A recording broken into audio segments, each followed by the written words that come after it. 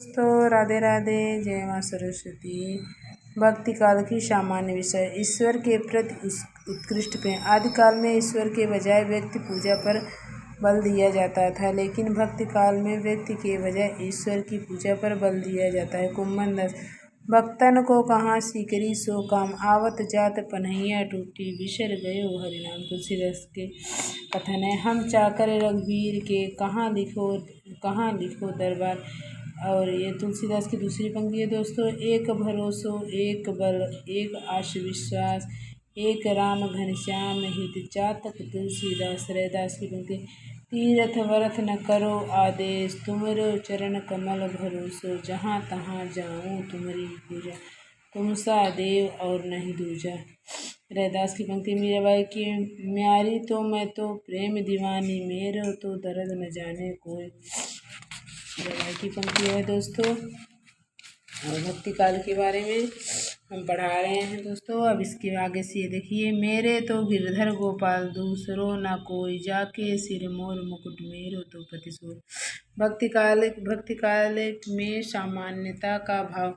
सामंती व्यवस्था में जाति पात, ऊंच नीच आदि का भेदभाव करना सर्वोपरि था। इसी भेदभाव के कारण उनका अस्तित्व था, लेकिन भक्ति काल में सांसारिक भेदभाव को स्थान नहीं दिया गया है और भक्ति आंदोलन का मूल मंत्र रामानंद ने दिया था।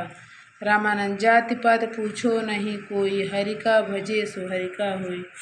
ये रामानंद की पंक्ति है। जाति पात किसी का ना पूछो भगवान, जो हरि की भजन करे वो हरि का होए। ये कबीरदास के। साईं के सब जीव हैं, कीरी कुंजरी हो। और दूसरी लाइन देखो। जाति न पूछो साधु की, पूछ लीजो ज्ञान कबीरा। कबीर ने आर्थिक समानता पर भी बल दिया है। साईं इतना दीजिए, जामे कुटुंब समाए, मैं भी भूखा ना रहूं, साधु न भूखा जाए।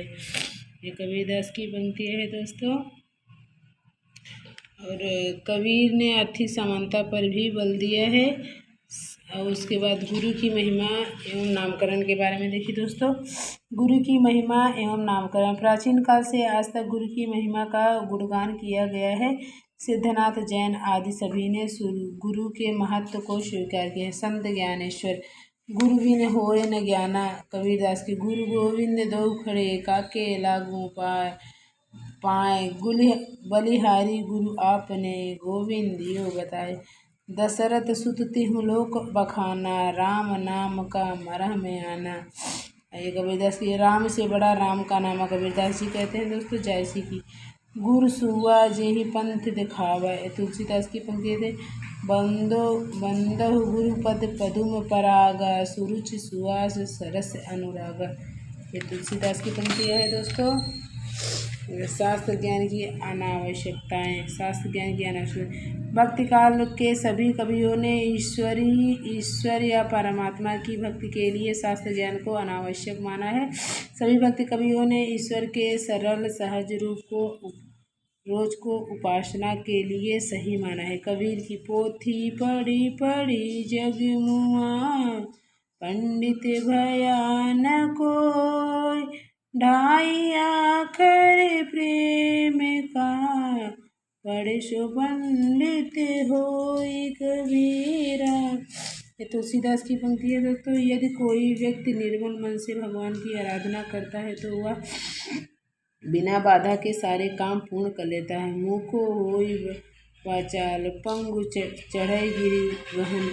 सूरदास के। सूरदास ने भी शास्त्र ज्ञान से संपन्न उद्धव को गांव की समस्या, सामान्य महिला और गोपिकाओं से फटकार दिलाए है। आयो घोड़ बड़ो व्यापारी, लादि खेप गुण ज्ञान जोगी, जोग की ब्रज में आयो उधर। अहंकार का त्याग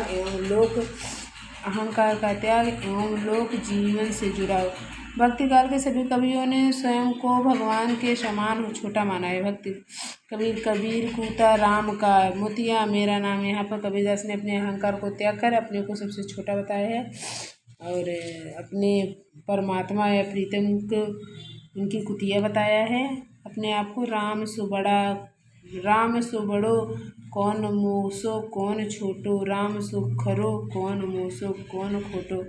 मलुकदास की अजगर करे न चाकरी, पंछी करे न काज, दास मलुका कह गए सबके दाता राम परमानंदी। ये लगता है दोस्तों पढ़ाए हम लोग क्या। परमानंद की कहाँ कहाँ करो वैकुंठ जाए, जहाँ नहीं नंद जहाँ नहीं जसोदा, कहाँ जहाँ नहीं गोपी जहाँ नहीं ग्वाला।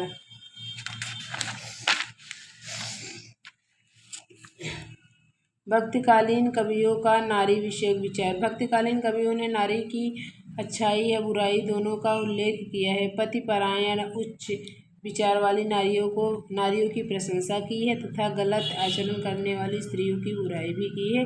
तुलसीदास कृतविज सृज नारी जग माही, पराधीन स्नेह सुख नारी, जिन स्वतंत्र भई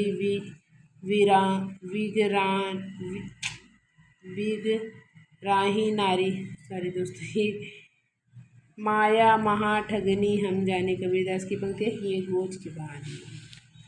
भाषा शैली दोस्तों, संपूर्ण भक्तिकालीन कवियों ने लोक भाषा का व्यवहार किया है, जिसमें कबीर की भाषा सदुक्कड़ी है, पंचमेल की जब जायसी की भाषा ठेठ अवधी और तुलसी की भाषा संस्कृत निष्ठ अवधी एवं ब्रज भाषा है, जबकि सूर की भाषा ब्रज है। और कबीरदास के पंक्ति है, संस्कीरत है कूप जल, भाखा बहत नीर। तुलसीदास का भाखा का संस्कृत प्रेम चाही साच जायसी की। अरिअंत जस कथा अहे अरिअंत जस कथा अहे, लिखी भाखा चौपाई कहे। भक्तिकालीन कवियों ने दोहा, सोठा, चौपाई, छप्पय आदि छंदों का प्रयोग किया है।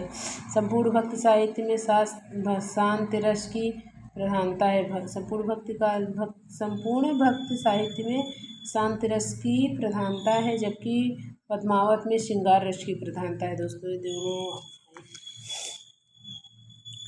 भक्ति काल में उपमा, रूपक, उत्प्रेक्षा, यमक, श्लेष आदि अलंकारों का भी प्रयोग है। बच्चन सिंह ने तुलसीदास को रूपकों का बादशाह कहा है। बच्चन सिंह ने तुलसीदास को रूपकों का बादशाह कहा है। भक्तिकालीन साहित्य में प्रबंध काव्य एवं मुक्तक काव्य दोनों प्रकट की रचनाओं का प्रयोग हुआ है। भक्तिकालीन अभी ये दोस्तों हम दूसरी क्लास में पढ़ाते हैं आपको। धन्यवाद। जय माँ सरस्वती।